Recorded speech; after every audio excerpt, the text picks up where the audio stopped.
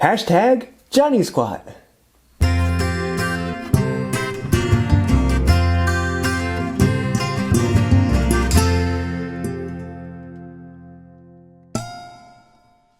Hey y'all, I'm James Wright and welcome to my shop floor.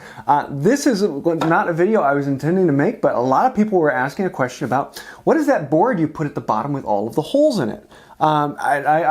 Sorry, I made a foregone conclusion that that was an obvious idea of what that was.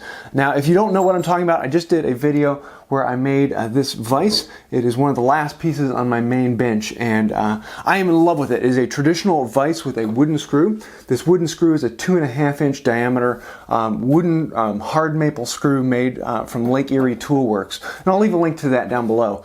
And this really is a traditional method of making a vise very easily with very simple things and almost completely out of wood, so that the point you can actually crank the thing in with one hand very efficiently. Now the problem comes if you cut off this vise from here down and you clamp something up here, then the bottom is going to want to swing in. It's not going to have as much force because when you get up here, you're just going to be running into issues. So what they did is they extended the leg all the way down and then put a pinboard into the bottom. And what this allows you to do is you can take a pin, and this really is just a, for me, I have a square piece of 1/4-inch steel. And one of these days I want to put a chain through this so that it can hang and not disappear. But then I just pick a hole that's about the same distance out from the bottom of the leg to the chop that the workpiece is up top.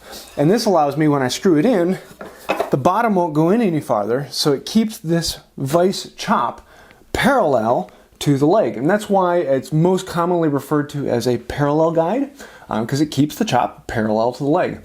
A lot of people call it a pinboard, and you'll get into a bunch of other arguments. No, it is not a dead man. A dead man is something completely different. Yeah, it's a very, very simple vise. Very simple device for how you can clamp something up very simply. And this gives you an immense amount of strength. So all you have to do to actually measure it is you put your work anywhere down here, pick a pin and a hole that's close to it, slide that in there, and then when you work it up here, you can clamp it and the chop stays parallel to the leg, and you have a really solid workpiece here. And this has so much force on it because of the leverage from this all the way down there. You're not putting as much force on that pin as you are up here on the board. I think it's 5 times down on my leg. So if I'm putting 400 pounds of pressure up here, I'm only putting like, what, 75 pounds of pressure down there.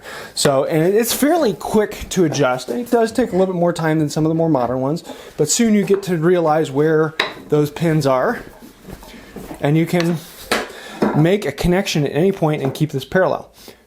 The other great benefit to a leg vise is you can actually use the leg itself to support the work.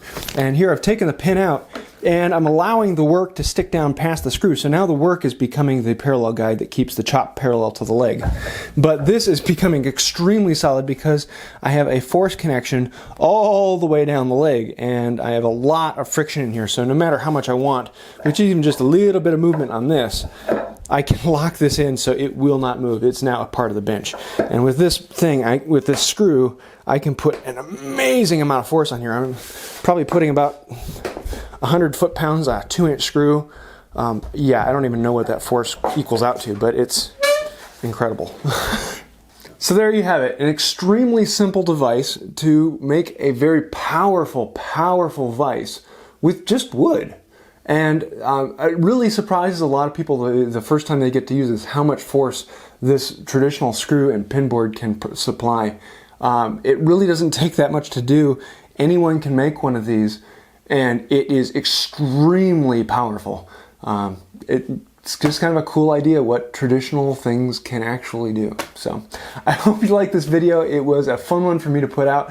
A bit of simple information that I assumed everyone knew, but I'm wrong, and I'm sorry for that. So if you ever see something like, how do you do that? Let me know. I'd love to make another video about that. So I do want to say thank you to the patrons on Patreon. You guys are the reason why I can put out content like this.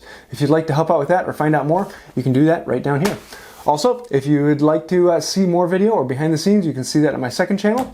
And until next time, have a wonderful day.